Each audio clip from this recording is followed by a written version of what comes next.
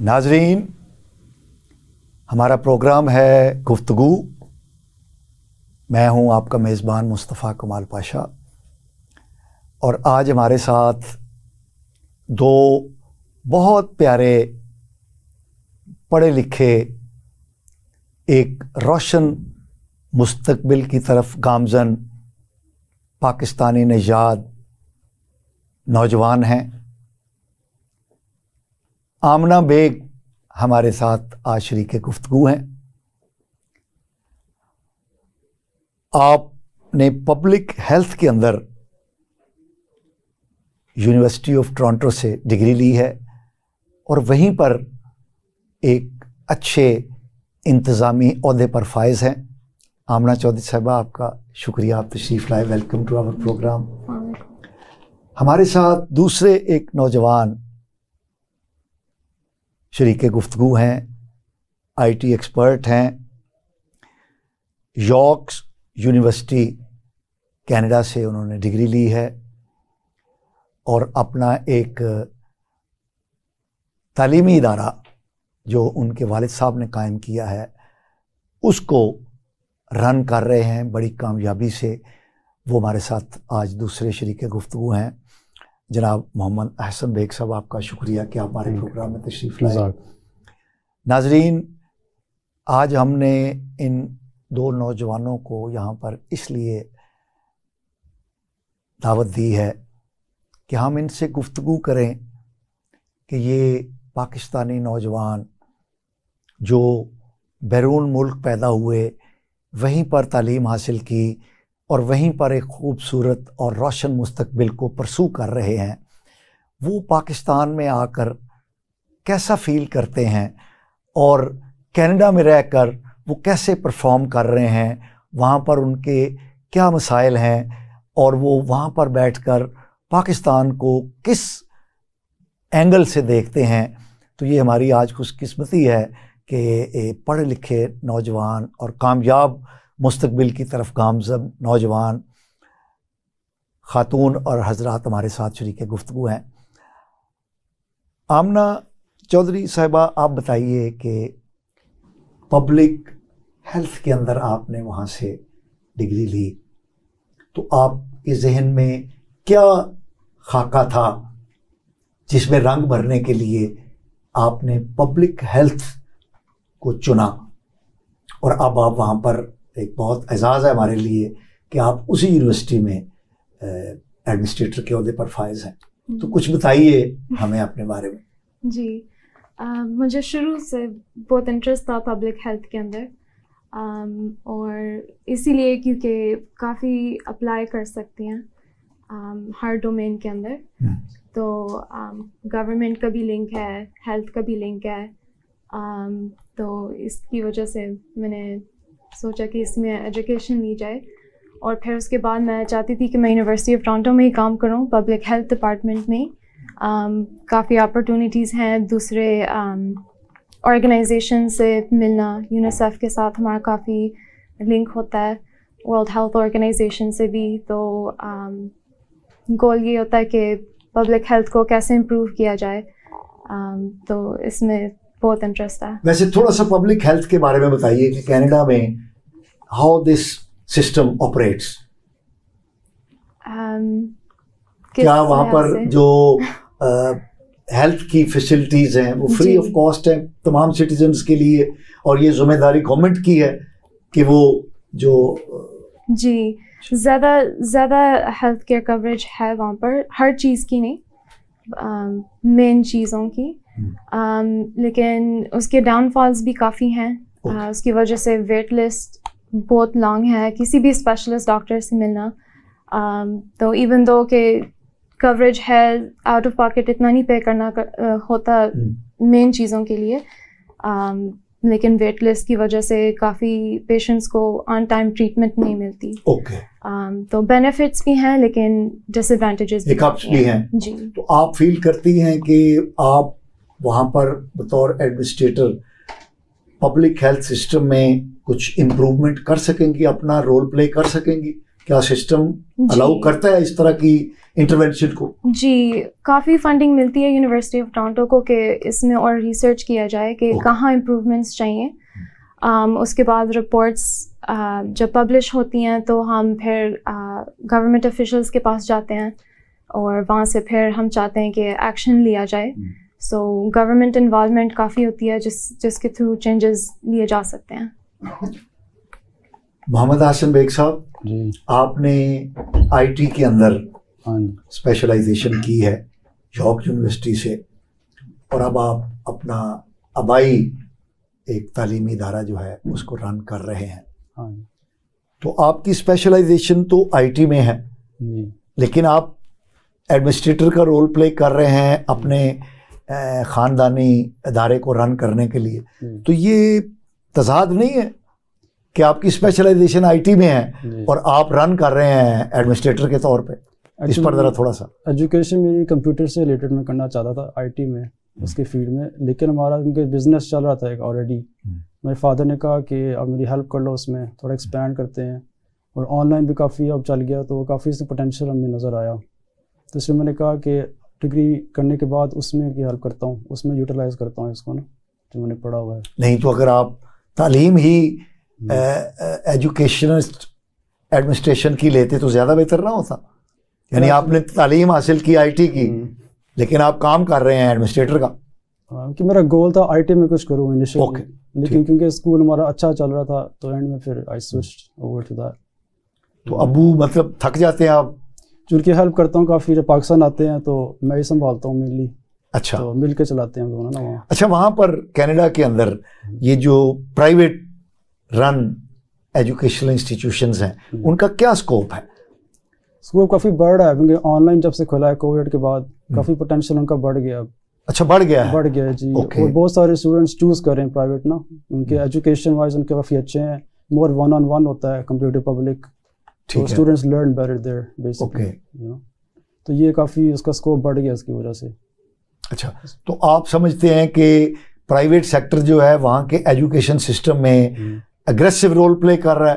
جی کافی aggressive ہو گیا ہے Covid کے بعد سے نا. اوبیسلی جو LGBT اس طرح کی چیزیں اسکول میں پڑھائی جاتی ہیں اس سے لوگ پیرنٹس دور بھاگ رہے ہیں کہ پرائیویٹ میں تھوڑا نہیں پڑھاتے اتنا ڈیپ, پیرنٹس نا اوائڈ کرتے ہیں ان چیزوں کو. جو لوگ بچوں کا پھر برین واشنگ ہو رہی ہے اسپیشلی یوتھ کی ان چیزوں کی, جو ویسٹرن سوسائٹی. آپ یہ کہنا چاہتے ہیں کہ جو سرکاری ادارے ہیں ان کی بجائے جو کینیڈین پاپولیشن ہے ان کی جو زیادہ اٹریکشن ہے وہ پرائیویٹ اداروں کی طرف ہے؟ بالکل بالکل, یہ میں کہنا چاہ رہا ہوں کہ اس میں آپ کو you can choose what you want your children to learn, اور آپ اس کو فلٹر کر سکتے ہو. ہر کچھ ان کو ابزورب کرنے کی ضرورت نہیں ہے وہاں, they can choose what they want to learn. Okay, اچھا, آپ کو وہاں پر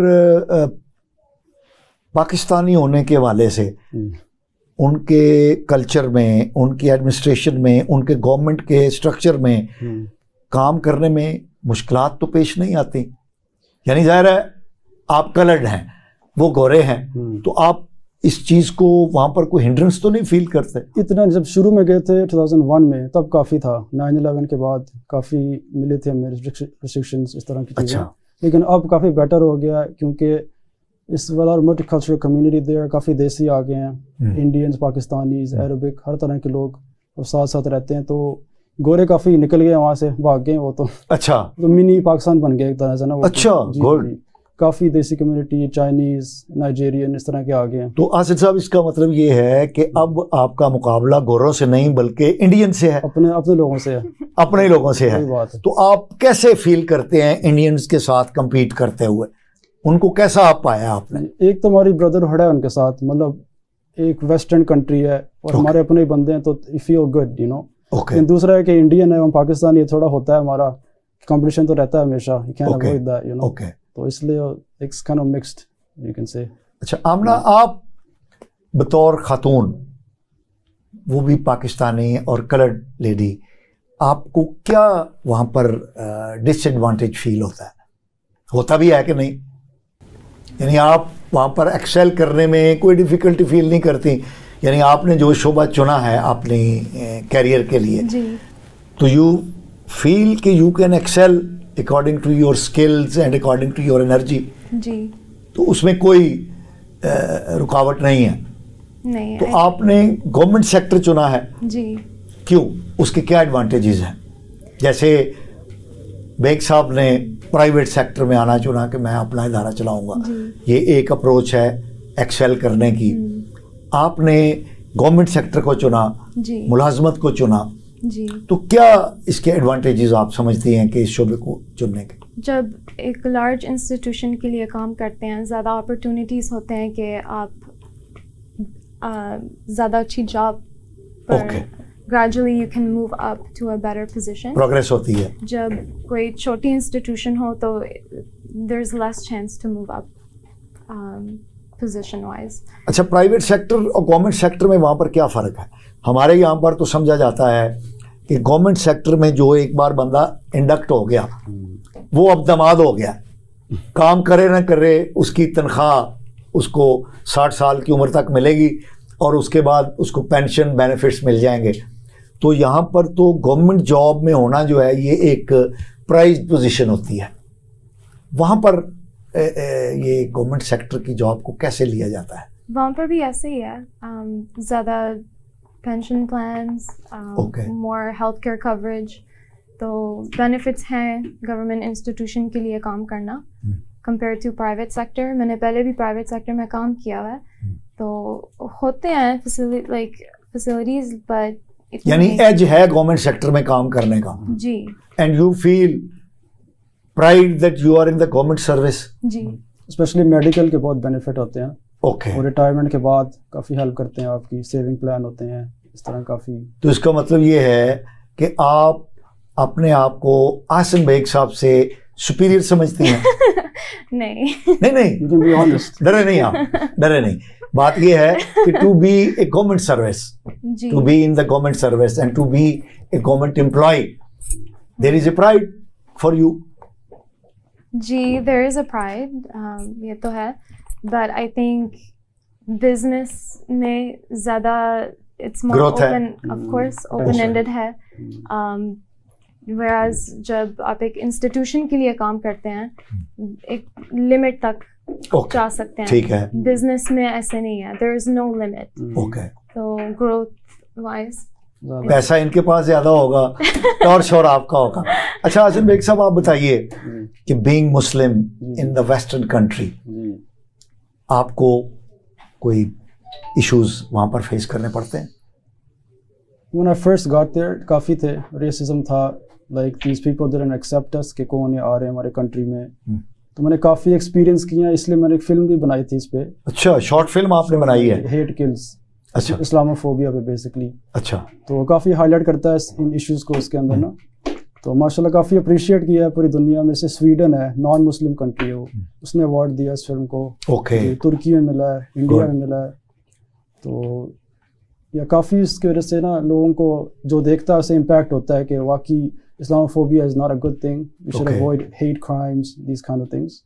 काफ़ी लोगों के मैसेज भी आते हैं मुझे कि बहुत अच्छा इनिशिएटिव है, तो इसलिए मैंने बनाई थी उस मुताबिक। आप क्या समझते हैं कि ये जो इस्लामोफोबिया है, आपने तो एक इसको काउंटर करने के लिए एक पॉजिटिव एफर्ट की, लेकिन बेसिकली वजह क्या है वेस्ट के अंदर इस्लामोफोबिया की? आई थिंक ये प्री कंसीव नोशन है उनके, और ब्रेन वॉशिंग हुई है, जो देखते हैं कि हर कुछ मुस्लिम से ब्लेम कर देते हैं। वो जो भी कोई अटैक होता है, जब कोई उनका करता है कहते हैं मेंटल इलनेस है, इशू है, मतलब सेम कैटेगरी नहीं देते इन दोनों को। यानी अगर वही एक्ट जो है उनका बंदा करे तो कहते हैं मेंटल इलनेस है, डबल स्टैंडर्ड है ना। और अगर कोई मुसलमान करे तो कहते हैं ये टेररिस्ट है। ओके। तो उसका गवर्नमेंट की सतह पे क्या फीलिंग है वहां पर? क्या गवर्नमेंट जो है ये इस्लामोफोबिया को प्रमोट करती है या वो उसको? आई थिंक वो प्रमोट नहीं करती, लेकिन लोग खुद ब्रेन वॉश हो चुके हैं इतने पहले से कि वो there helpless, no they do how they feel. इतना गवर्नमेंट को कहे भी तो वो सुनेंगे नहीं, they can still do what they believe, you know. Okay. तो ये काफ़ी हम चाह रहे हैं कि मिटाऊँ ये उनका परसेप्शन, कि बताऊँ असली इस्लाम क्या है, religion of peace and love and mercy. तो ये मैसेज मैं पहुँचाना चाहता हूँ लोगों तक ना, थ्रू माय फिल्म। तो आप समझते हैं कि अगर इस्लाम का ट्रू फेस वेस्टर्न नौजवानों को दिखाया जाए तो they are attracted? Yes, at least even if one person can understand the message, it's a success for me. कि एट लीस्ट कोई तो समझा and they can spread the information to others, तो यूँ फैलता है फिर मैसेज ना। اوکے, تو اس کا پازیٹیو امپیکٹ جو ہے وہ ہوتا ہے. بالکل ہوتا ہے. آمنہ آپ بتائیے کہ بینگ اے مسلم وومن آپ کو کیا اپنے پروفیشنل ڈسکورس کے اندر اور اپنی فرائض کی ادائیگی کے اندر کوئی پرابلم پیش آتی ہے؟ شکر اللہ کا کہ مجھے کوئی پرابلم فیس نہیں ہوئی. اوکے. لیکن ہوتا ہے کبھی کبھار اگر میں حجاب پہن کے باہر جاؤں تو کبھی کبھار مجھے لکس ایسے ملتی ہیں لائک اوکے شی از مسلم, یعنی گھورتے ہیں لوگ کہ حجاب پہنے ہوئے لڑکی ہے. جی, اور میرے کافی فرینڈس بھی جو حجاب پہنتی ہیں ان کے ساتھ بھی کبھی کبھار سے ڈسکریمنیشن ہوتی ہے, کالنگ آؤٹ نیمز اور برا کہنا, تو ڈسکریمنیشن تو ہے. لیکن ویئر آئی ورک اللہ کا شکر ہے ایسے کچھ نہیں ہے. بٹ میں نے اپنی فرینڈ سے اور کئی اور اسٹوریز بھی ہیں جو ایسے سنی ہوئی ہیں کہ کافی ڈسکریمنیشن ہوتی رہتی ہے, اسپیشلی جو حجاب پہنتی ہیں ان لڑکیوں کے لیے. ہم نے تو خیر بورن اینڈ ریزڈ ہے کینیڈا میں, شروع سے ادھر ہی ہیں. اچھا, تو کافی آئیڈیا ہے چیز. اچھا, ایک بات بتائیے کہ آپ کو اپنے جو وہاں کی یوتھ ہے اس کو اسلامک پریکٹس کرنے میں, اسلامک پرنسپلس کو پریکٹس کرنے میں آسانی فیل ہوتی ہے یا مشکلات فیس کرنی پڑتی ہیں؟ ایکچولی آسانی کافی ہو گئی ہے, مسجدیں کافی بن گئی ہیں وہاں. اوکے. اور lot of Muslim people there now in all the cities, population بہت زیادہ ہے مسلمس کی وہاں. اوکے. اور حلال ریسٹورینٹس بھی کافی ہیں. ایکچولی جہاں رہتے ہیں نا پوری اسٹریٹ ہی حلال ریسٹورینٹس ہیں وہاں. اوکے. کافی اس طرح سے آسانی ہو گئی ہے ان چیزوں میں. اوکے. تو اس طرح اس ڈائریکشن میں جا رہے ہیں آہستہ آہستہ ہم اوور ٹائم کہ جو مسلمان سوسائٹی ہے وہ ایمرج کر رہی ہے اور اس کے نتیجے میں بہتری جو ہے وہ پیدا ہو رہی ہے. جی آمنہ, آپ اپنی اسلامک کلچر کو, اپنے اسلامک ویلیوز کو پروموٹ کرنے کے لیے کیا کرتی ہیں وہاں پہ؟ میں نعت پڑھتی ہوں کبھی. اچھا, نہیں آپ اپنی سہیلیوں کے ساتھ جو حجاب کرتی ہیں اور جو آپ کی مسلم فیملیز ہیں وہ ہاؤ ڈو دے ایکٹ؟ مثلاً عید آتی ہیں, 2 عیدین آتی ہیں اور اسلامک تہوار آتے ہیں, تو how do you celebrate? Family کے ساتھ. اوکے. باہر جاتے ہیں, عید نماز کے لیے سب جاتے ہیں. تو ہم فخر ہوتا ہے اپنے آپ کو مسلمان کہہ کے, ہم چھپاتے نہیں ہیں. اوکے. اور خوشی سے میں اپنے کو ورکرز کو بھی بتاتے رہتی ہوں اسلام کے بارے میں بھی. اور یہ چیز ہے کہ کافی لوگ وہاں اوپن مائنڈیڈ ہیں. اچھا. ان چیزوں کے بارے میں زیادہ جاننا چاہتے ہیں اور پھر اچھا لگتا ہے, پھر دل بھی چاہتا ہے کہ اور بتائیں اسلام کے بارے میں. اور سوشل میڈیا کے تھرو بھی زیادہ آسان ہو گیا ہے اسلام کے بارے میں اور شیئر کرنا, بتانا لوگوں کو. تو جب یہ تہوار آتے ہیں تو آپ کوشش کرتے ہیں کہ نان مسلمس کو بھی شریک کریں اپنے ساتھ؟ مثلا جیسے ہماری عید الاضحیٰ ہے, قربانی ہم کرتے ہیں, تو یہ بھی ایک ذریعہ ہے ان کو بتانے کا کہ قربانی کا کیا تصور ہے. تو آپ اپنے نان مسلم جو فرینڈز ہیں, کولیگز ہیں, ان کو شامل کرتے ہیں؟ آپ شامل کرتی ہوں, شیئر بھی کرتی ہوں کہ ان کے پاس کافی سوال بھی ہوتے ہیں کہ وائی ڈو یو سیکریفائس. تو ایسے کر کے تو پھر اچھا لگتا ہے کہ بتانا سب کو, ان کے پاس جو کوشچنز ہیں ان کو آنسر کرنا, کہ ان کو اور علم ہو اسلام کے بارے میں.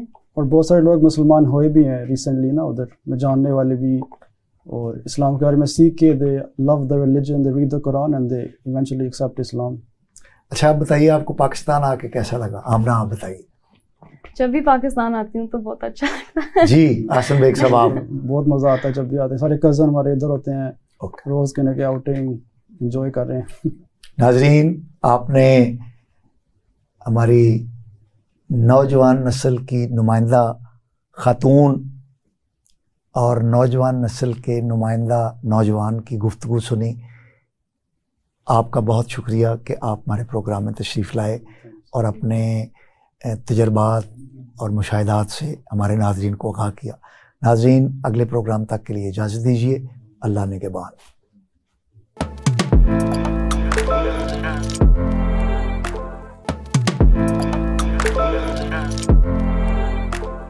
ناظرین, پروگرام گفتگو کے ساتھ میں ہوں آپ کا میزبان مصطفیٰ کمال پاشا. آج ہمارے ساتھ دو مختلف شعبوں سے گفتگو کرنے کے لیے ماہرین ہمارے ساتھ موجود ہیں. ایک کینیڈا سے ہمارے ماہر تعلیم تشریف لائے ہیں جناب مظفر بیگ صاحب. آج ہم ان کے تجربات آپ کے ساتھ شیئر کریں گے. جناب مظفر بیگ صاحب آپ کا شکریہ کہ آپ نے ہمیں ٹائم دیا. اور دوسرے ہمارے ساتھ ماہر قانون، تجزیہ نگار اور ایک اپنے ہی انداز میں اچھی گفتگو کرنے والے میاں لیاقت علی صاحب موجود ہیں. ان سے ہم گفتگو کریں گے. میاں لیاقت صاحب آپ کا شکریہ کہ آپ ہمارے پروگرام میں تشریف لائے.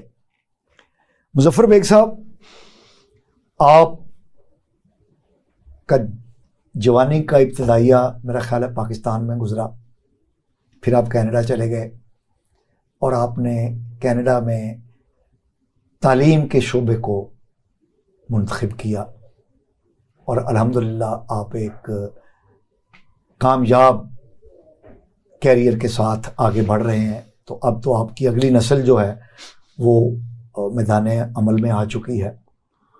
تو آپ کو اپنی زندگی کا یہ جو سفر ہے، بچپن جوانی پاکستان میں اور بھر جوانی کینیڈا میں اور پھر وہاں پر اپنی فیملی کو ریز کرنا، کچھ ہمارے ناظرین کے ساتھ شیئر تو کریں. بسم اللہ الرحمن الرحیم. بہرحال سفر تو لمبا ہے. اس میں سب سے پہلی بات ہے کہ جب آپ پاکستان میں ہیں تو پاکستان اور کینیڈا کا جو سسٹم ہے وہ انٹائرلی ڈفرینٹ ہے. اوکے. یہاں ہم جو ہے وہ بیس کرتے ہیں لائک روٹالائزیشن پہ. مطلب ایز سچ جب آپ کوئی بھی کام کر رہے ہوتے ہیں تو آپ کا کوئی اسپیسیفک گول نہیں ہوتا. مطلب بغیر کسی ٹارگٹ کے ہم آگے جا رہے ہوتے ہیں. ویئر ایز جب آپ وہاں جاتے ہیں تو وہاں ایک سسٹم ہے. تو یہی ان کی کامیابی کا راز ہے کہ انہوں نے ایک سسٹم بنا لیا ہے. حالانکہ وہ لوگ جو جب ہم کمپیئر کرتے ہیں تو ہم سے زیادہ محنتی نہیں ہے، زیادہ آگے نہیں ہے، زیادہ اسمارٹ بھی نہیں ہے. اوکے. لیکن ان کی کامیابی یہ ہے کہ انہوں نے ہماری چیزوں پہ ہی لائک جو ہمارے بیسک رولز ہیں جو ہمیں اسلام سکھاتا ہے، وقت کی پابندی ہے، ایمانداری ہے، جھوٹ نہ بولنا ہے، یہ چیزیں اس کو انہوں نے اپنا لی ہیں. اوکے. جبکہ یہ چیزیں ہمارا جو دین ہے ہمیں یہی سکھاتا ہے اگر ہم اس پہ عمل کرتے ہیں تو ہم ہر لحاظ میں کامیاب ہیں. وہاں جا کے ہم ہی لوگ جو ہیں وہی سسٹم کو چلا رہے ہیں کہ جو یہاں کام نہیں کرنا چاہتا جب وہ وہاں جاتا ہے تو وہ اس کے پاس کوئی آپشن ہی نہیں ہے کام کرنے کے علاوہ. مطلب ہے کہ آپ کے پاس یہاں ایجوکیشن بھی ہوتی ہے، ایکسپیرینس بھی ہوتا ہے. جب آپ وہاں جاتے ہیں تو آپ زیرو ہیں. زیرو ان دا سینس کہ کینیڈین سسٹم کے مطابق آپ کے پاس کچھ نہیں ہے. تو آپ کو دوبارہ اس سسٹم میں اپنے آپ کو ایک بیس آپ بنانی ہے، ایک اپنے آپ کو اسٹیبلش کرنا ہے. تو اس کے لیے کیا ہے آپ کو وہاں کی جو سسٹم ہے اس کو انڈرسٹینڈ کرنا ہے. اوکے. یہ چیز جو ہے نا ہمارے پاکستانی بہت کم ہے جو اس بات کو سمجھتے ہیں. تو میرا جو مین میسج بھی وہ یہی ہے کہ کوئی بھی جو سسٹم ہے جب آپ اس میں جانا چاہتے ہیں تو اس کے جو رول اینڈ ریگولیشنز ہیں اس کو انڈرسٹینڈ. اچھا مظفر صاحب ایک بات بتائیے کہ ان کے سسٹم میں جا کے ایکلیمیٹائز ہونے کے لیے، اس سسٹم کو سمجھنے کے لیے اور اس میں ایڈجسٹ ہونے کے لیے آپ کے خیال میں کتنا ٹائم درکار ہوتا ہے؟ دیکھیں جی، یہ ڈپینڈ کرتا ہے کہ آپ کو وہاں کیسا ماحول ملتا ہے. مثلاً میں جیسے ایجوکیشن میں تھا، ایجوکیشن ہے، تو جب میں وہاں گیا ہوں تو مجھے کوئی ایز سچ اس کے لیے کوئی انفارمیشن نہیں ملی. جو کام آپ چند دنوں میں کر سکتے تھے اس کے لیے آپ کو چند ماہ یا سال لگے. مثلاً جو کینیڈین سسٹم ہے اس کو انڈرسٹینڈ کرنے کے لیے مختلف مراحل پہ مجھے کوئی 1.5-2 سال میں اسٹرگل کرتا رہا. اب وہی جو چیز ہے نا وہ میرے فنگر ٹپس میں ہے، وہ اس کو میں ودن لیس دین 1 منٹ میں سارا کچھ ایکسپلین کر سکتا ہوں. اوکے. ہاں مطلب کہ تو اگر اس کا مطلب ہے اگر آپ کو شروع میں رہنمائی مل جاتی تو جو آپ نے طویل سفر کیا اس سسٹم کو سمجھنے میں وہ شارٹ ہو جاتا. مطلب نہ صرف ایجوکیشن، کوئی بھی فیلڈ ہے، ہم جب وہاں جاتے ہیں تو سب سے پہلے میجورٹی ہماری جو ہے نا وہ آلریڈی اپنے پروفیشنل میں نہیں جاتے. تو اس لیے وہ جو آپ کو جو مشورہ دینے والے ہوتے ہیں نا وہ بھی ایسے ہی ہے، بتاتے ہیں کہ یہ میں کام کر رہا ہوں تو لہٰذا یہی کرو گے تو اس میں اتنے پیسے ہیں اور اتنے پیسے ہیں، جبکہ اپنے پروفیشن کی طرف کام آتے ہیں. پروفیشن میں آنے کے لیے یہ ہے ایک تو جو میں اکثر اس پہ زور دیتا ہوں وہاں والنٹیئر ورک ہے. تو کوئی آپ کو جو ہے نا جاب کیوں دے گا اس لیے دے گا نا کہ آپ اس سسٹم میں ان ہیں, آپ وہ کام کر سکتے ہیں. ٹھیک ہے. تو اس کام کرنے کے لیے پہلے آپ کو کام کو سیکھنا پڑے گا. اوکے. اور وہ والنٹیئر ورک کے ذریعے ہوگا, آسانی سے آپ کی انٹری ہو جائے گی. نمبر 2 یہ ہے کہ آپ وہاں جائیں, چاہے کوئی شارٹ کورس کریں, وہ آپ کو کچھ نہ کچھ ایجوکیشن لیں تاکہ آپ وہ سسٹم میں ان ہو سکیں, آپ کو پتہ چلے گا. تو ان کیس اگر آپ ایسا چلتے ہیں تو کوئی پرابلم نہیں ہے, آپ ایزیلی اپنے آپ کو اس میں ایڈجسٹ کر سکتے ہیں. میاں لیاقت صاحب, مظفر بیگ صاحب نے کتنی خوبصورت باتیں کہی ہیں. کیا ہمارے ملک میں بھی کبھی ایسا ہوگا کہ ایک سسٹم بنے؟ ویسے تو اب سسٹم بننے جا رہا ہے, سنا ہے کہ الیکشن ہوں گے تو شاید تبدیلی آ جائے, لیکن قوم جو ایک تبدیلی بھگت چکی ہے پچھلی, وہ تو بڑی خوفناک تھی. تو اب یہ جو تبدیلی آنے والی ہے, اس کے بارے میں آپ کی کیا رائے ہے؟ پاشا صاحب, ہماری یہ بدقسمتی ہے کہ ہم 70 سال سے مختلف ادوار میں مختلف تجربے کرتے آئے ہیں, اور قوم ہر الیکشن کے بعد یہی سوچتی ہے کہ شاید اگلے الیکشن میں ہماری تقدیر بدل جائے گی. اگر یہ تقدیر بدلی ہوتی تو کبھی بیگ صاحب یا مظفر بیگ صاحب کبھی کینیڈا نہ جاتے, کیونکہ یہاں ان کی ڈسٹنکشن تھی. جیسے انہوں نے بتایا ایف سی کالج میں انہوں نے ڈسٹنکشن لی, پھر میں ایچسن کالج میں یہ پڑھاتے رہے, تو ان کو کبھی نوبت نہ یہاں کے الیٹ تعلیمی اداروں سے ہوتے ہوئے یہ کیوں یہاں سے چھوڑ کے کینیڈا چلے گئے. اس لیے کہ یہاں نہ میرٹ کا رول ہے, نہ آپ کا قابلیت کی قدر ہے, اور نہ آپ کی سوچ کی قدر ہے, نہ آپ کی آزادانہ سوچ کو کوئی اپریشیٹ کرتا ہے. لہٰذا یہاں ہر لیول پہ, اور یہ آپ نے جو کہا کہ ابھی الیکشن ہونے جا رہے ہیں, تو وہ ہم 70 سال سے یہ تبدیلیاں دیکھ رہے ہیں. اس میں اگر اللہ کرے, بندے کو کبھی بھی امید کا دامن تو نہیں چھوڑنا چاہیے. بینگ اے مسلم, ہمیں جو یہ ہماری سوچ ہے کہ ہمیں ہمیشہ مثبت رہنا ہے, تو اس کے لیے ہم کر سکتے ہیں, ایکسپیکٹیشنز کر سکتے ہیں, لیکن اوور نائٹ کچھ بھی ایکسپیکٹڈ نہیں ہے. لیکن آپ سمجھتے ہیں کہ یہ جو 8 فروری کو الیکشن ہوں گے, اس کے نتیجے میں کسی بہتری کی ابتدا ہو سکتی ہے؟ سر, اس کے تھوڑی بہت تبدیلی ہو سکتی ہے, لیکن جو حالات اس وقت جاری ہیں نا, اس میں میں نہیں سمجھتا کہ ان الیکشن کو کوئی مان لے سرے دست. یعنی کریڈیبلٹی ہم مان لیں یا انٹرنیشنل ادارے جو ہے اس کو مان لیں. جی, آپ کس بنیاد پہ کہہ رہے ہیں؟ جی, یہ چیز ایڈ کرنا چاہتا ہوں کہ انٹرنیشنلی ریکگنائز ہو جائے گا تو ہمارا الیکشن نہیں. تو آپ سمجھتے ہیں کہ نہیں؟ میں جو سمجھتا ہوں جو اقدام پہلے ہو رہے ہیں نا, جسے ہم کہتے ہیں کہ پری پول ریگنگ, اس طرح کی چیزیں ہموار کی, میں کہتا ہوں کہ ہمیں ایسا لیونگ پلینگ فیلڈ دیں. اب تو دیکھیں, آپ کا بلاول بھٹو کہہ رہا ہے, جو کہ پی ڈی ایم کی گورنمنٹ میں رہا ہوا, کہ جی ہمیں نہیں مل رہا, یا ایک بابے کو دوبارہ وزیر اعظم بنایا جا, ایک بوڑھے آدمی کو بنایا جا رہا. اب پتہ نہیں وہ بوڑھا آدمی اب دونوں ہی 70 سے پلس ہیں. جیل والے کو کہہ رہے ہیں کہ آزادانہ پھرنے والے کو کہہ رہے ہیں, لیکن اینی ہاؤ وہ کہہ رہے ہیں کہ نوجوان کو موقع دیں. لیکن نوجوان نے کون سے گول کھلائے ہیں سندھ میں کہ وہ موقع جی صاحب آپ کچھ کرنا چاہ رہا تھا. ہم یہاں تو بات کرتے ہیں ماضی کی, یہاں بات کرتے ہیں فیوچر کی, تو یہی چیزیں ہمیں لے ڈوبی ہے. تو ہم پچھلی یہ چیزیں ریپیٹ کرتے ہیں کہ میں نے یہ کیا, پھر جائیں گے جی آگے مجھے چانس ملے گا تو میں یہ کروں گا, مطلب بے شک آپ کو چانس پہلے ملا ہو, لیکن ہم اس کو بھول جاتے ہیں. بس پھر آگے دور کے ڈول سکھانے والی بات ہے کہ ہم آگے مزید بتاتے ہیں کہ یہ چیزیں ہوں گی, اور یہی ہماری ناکامی کی وجہ ہے. جبکہ جو موجودہ چیز ہے ہمارا فوکس وہ ہونا چاہیے, تاکہ ہم نے کیا اس میں غلطی کی, کیسے ہم اس کو اب بہتر کر سکتے ہیں. ہم اس کی بات نہیں کریں گے, ہم آگے فیوچر دکھائیں گے. اچھا مظفر صاحب, آپ کیونکہ ماشاءاللہ آپ کا بین الاقوامی ایکسپوجر ہے, آپ پاکستان کے سسٹم کو بھی سمجھتے ہیں اور کینیڈا کے سسٹم میں بھی ایڈجسٹڈ ہیں, تو آپ کیا سمجھتے ہیں کہ ہمارے ہاں خرابی کی بنیادی وجہ کیا ہے؟ وجہ بھائی صاحب یہ ہے کہ نظام جو ہے نا تعلیمی, وہ ایک ہونا چاہیے سلیبس. یہاں تو گلی گلی میں ہر کوئی اپنا جو ہے نا نظام چلا رہا ہے. سب سے پہلے یہ گورنمنٹ لیول پہ ہوگا, ایک سسٹم ہو, ایک باقاعدہ کیریکولم ہو, سارے اسی کے مطابق امپلیمنٹیشن ہو, اسی کو کریں, چاہے وہ پبلک اسکول ہو چاہے پرائیویٹ اسکول ہو, کوئی بھی اسلامک اسکول ہو. جو کیریکلم ہے نا وہ آپ کا سیم ہونا چاہیے. ہاں جیسے وہاں ہے کیریکلم سیم ہے. فرض کریں میں نے بات کی اسلامک اسکول کی, تو اس میں ایک سبجیکٹ جو ہے نا وہ ایڈیشنل ہوتا ہے, جبکہ جو وہاں کا کیریکلم ہے اس پہ وہ کمپرومائز نہیں کرتے, وہ سب کو پڑھنا پڑتا ہے, وہ سب کو پڑھنا پڑتا ہے. اور اس کا جو مین چیز کہ اس کا ایک سرٹن جو ہے نا سینٹرل ڈیٹا بیس ہے. اوکے جب آپ کوئی بھی کام ایک بچہ ایک جو بھی کورس کر لیتا ہے نا تو اس کا ریکٹ جو ہے نا وہ سسٹم میں چلا جاتا ہے. اوکے ویئر ایز ہمارے ہاں آپ نے کچھ کیا ہے, کیسے کیا ہے, کوئی ایسا اس میں. اچھا, وہ جو بچے تعلیم حاصل کرتے ہیں وہ بیسک جو سینٹرل ڈیٹا بیس ہے اس میں چلا جاتا ہے, اس میں چلا جاتا ہے کہ ان کیس اگر وہ آپ کو ڈائریکٹ اپروچ نہیں کر سکتا تو جو اس نے کیا اس کا ریکٹ موجود ہے. یہی سسٹم کی کامیابی ہے.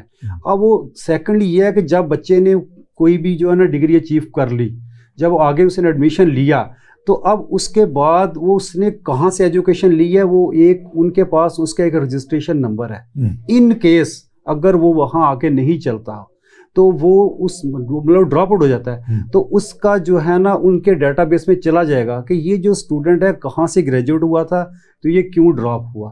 تو اینڈ آف دا ایئر کیا ہوگا کہ جب ہر ادارے کو وہ جواب دہ ہے, جب اس کا رینیول آئے گا تو یہ چیز جو انسپیکٹر آئے گا اس کے نالج میں ہوگی کہ یہاں سے اتنے ڈراپ آؤٹ ہوئے ہیں تو کیوں ہوئے ہیں, لہٰذا وہ اس ڈیفیشنسی کو دور کرنے کی کوشش کرے. یہ سسٹم کے اندر ان بلٹ ہے کہ بہتری کیسے ہوگی, یہ سسٹم کی کامیابی ہے. میاں لیاقت صاحب بالکل درست فرمایا, خوبصورت بات کہی ہے مظفر بیگ صاحب نے کہ سسٹم میں ویکنس کو دور کرنے کا بھی ان بلٹ سسٹم ہے. آپ 76 سال سے کیا کرتے رہے ہیں؟ ہم 76 سال سے ہم نے یہی چاہا کہ جس کو چاہا اس کو پرنسپل لگا دیا.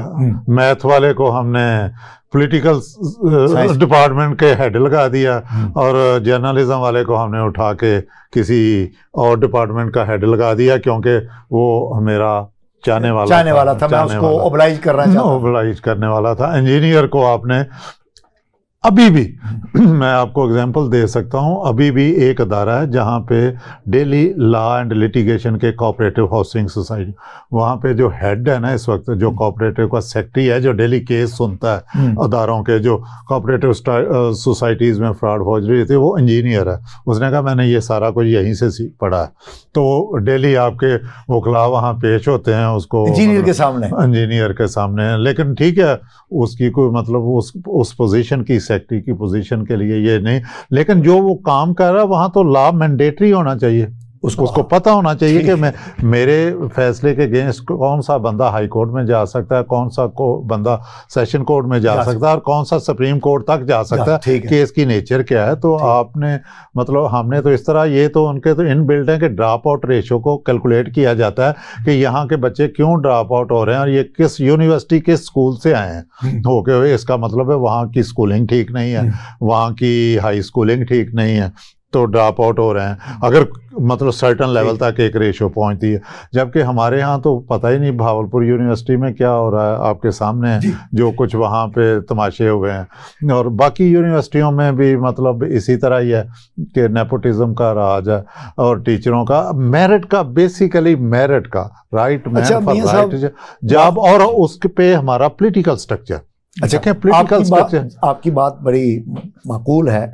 تو اسی چیز پر ایک جماعت جو ہے اس نے تحریک کھڑی کی تھی, تحریک چلائی تھی کہ انصاف, میرٹ, ریاست مدینہ, تو اس کا کیا اثر ہوا؟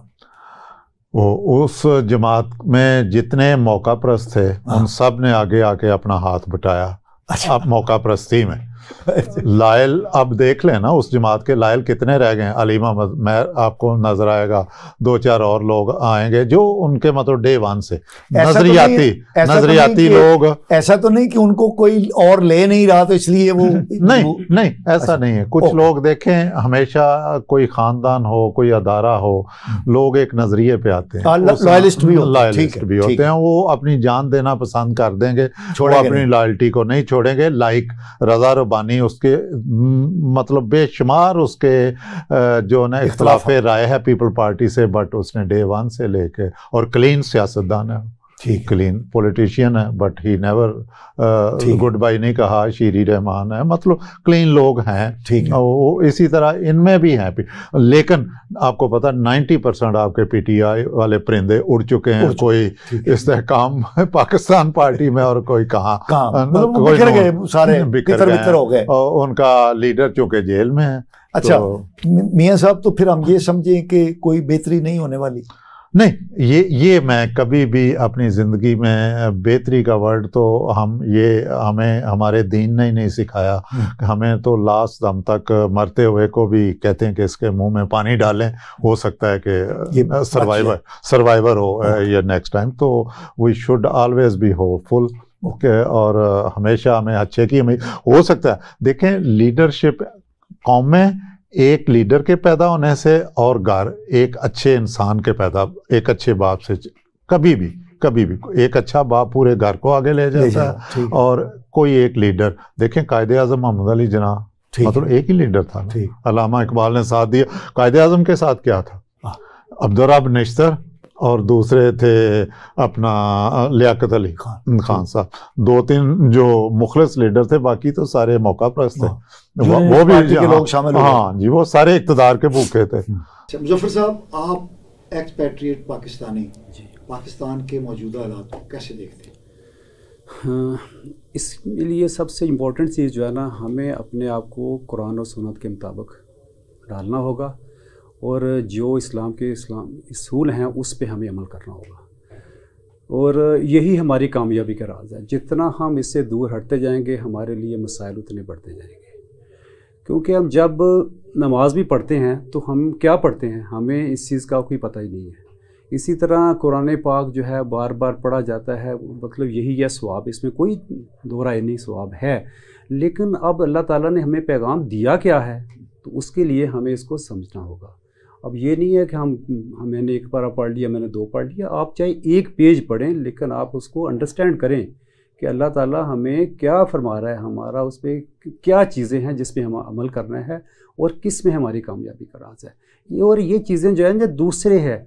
मुझे ऐसा है, मेरे पिछले दिनों जाने का इत्तेफाक हुआ, एक सिख था, लॉयर था, उसके ऑफिस में, तो मुझे वो बता रहा है कि ये बुक्स जो पढ़ी हैं, आपको पता है पहली बुक क्या है? मैंने कहा क्या? कहते जी ये है कुरान पाक, दूसरी है सीरत हज़रत मोहम्मद सल्लल्लाहु अलैहि वसल्लम की। कहते जी हम लोग इससे फ़ायदा ले रहे हैं, जबकि जो हमारी चीज़ें हैं हमें उसका पता नहीं है, हमें उसका कदर ही नहीं है। अच्छा नहीं, देखिए ना, हमारे तो एक रियासत मदीना बनाने की जमात आई थी। बहरहाल वो एक सियासी सेटअप था, मेरा ख्याल है उसमें मैं मजीद ज़्यादा उस काम के साथ वो मिसएडवेंचर हो गया। अच्छा मियां साहब, एक बात बताइए, आपने जो कहा कि ये हमारे जो इस वक्त जो पाकिस्तान के मुआशी हालात हैं, जो सियासी हालात हैं, उसमें कहा यह जा रहा है कि इन सब का हल यही है कि इंतखाबात करवा दिए जाए। इंतखाबात की डेट भी सेट हो गई है, लेकिन एक बीच में से एक चीज़ निकल आई है, वो आपने भी जिक्र किया है कि इन इलेक्शंस की जो एक्सेप्टेबिलिटी है, जो क्रेडिबिलिटी है, वो बैनुल-अक़वामी तौर पर भी होनी चाहिए और लोकल सतह पर भी और फिर आप कह रहे हैं कि लेवल प्लेइंग फील्ड नहीं है। लेवल प्लेइंग फील्ड नहीं है, वो लोग कह रहे हैं जिन्होंने जस्ट गवर्नमेंट छोड़ी है, वन ऑफ योर मतलब main political figure Bilawal Bhutto. तो आप नहीं समझते कि ये सिर्फ सियासी बयानबाजी है?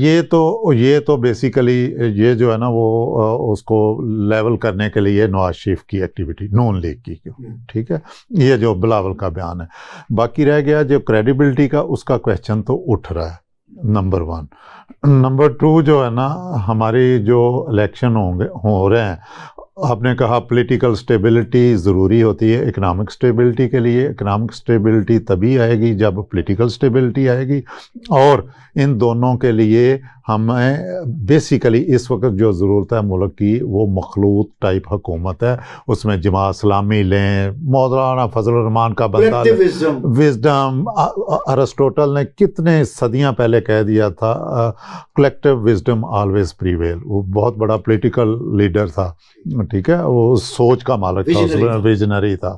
تو اس نے کہا ہمیشہ میں کہوں کیا عمران مطلب آپ کے پی ٹی آئی کے چیئرمین کی ایک بہت بڑا ڈرا بیک وہ یہی تھا, وہ سمجھتے تھے میری جو سوچ ہے نا وہ فائنل اتھارٹی ہے. ٹھیک ہے ہوگی, بڑے ہیرو رہے ہیں, بڑے کامیاب انسان رہے ہیں کئی حوالوں سے, لیکن میں کہتا ہوں کہ پولیٹیکل, لیکن انہوں نے جس سے لینی تھی کولیکٹیو وزڈم وہ کون تھے لوگ ان کے ساتھ؟ تو بالکل وہ ٹولہ تھا سارا مفاد پرستوں, جنہوں نے انکلوڈنگ جو آپ نے سن لیے ہیں انٹرویو بھی, مطلب خاور صاحب کے بھی اور لوگوں کے بھی, اور جو ان کی متعلقہ بیوی ہے, مطلب یہ سارے لوگ تھے اکٹھے.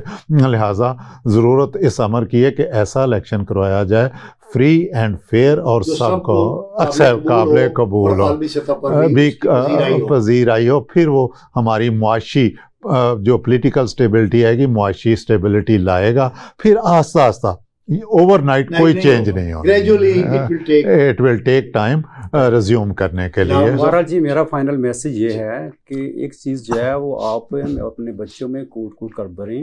3 چیزیں ہیں. نمبر 1 رسول پاک صلی اللہ علیہ وسلم کی محبت جو ہماری دوری ہے. نمبر 2 جو ہے اہل بیت, جو فیملی آف رسول پاک صلی اللہ علیہ وسلم ہے اس کے بارے میں وہ ہمیں اس کی میکسیمم انفارمیشن لیں. اور تیسرا جو ہے قرآن پاک, اس کے بارے میں میکسیمم نالج حاصل کریں, اس کو انڈرسٹینڈ کریں. یہی میرا آج کا میسج ہے. مظفر بیگ صاحب آپ کا بہت بہت شکریہ. جناب میاں لیاقت صاحب آپ کا بھی بہت بہت شکریہ کہ آپ ہمارے پروگرام میں تشریف لائے اور ہمارے ناظرین کے لیے ہمارے ساتھ شریک گفتگو ہوئے. ناظرین اگلے پروگرام تک کے لیے اپنے میزبان مصطفیٰ کمال پاشا کو اجازت دیجیے. اللہ نے کے بعد.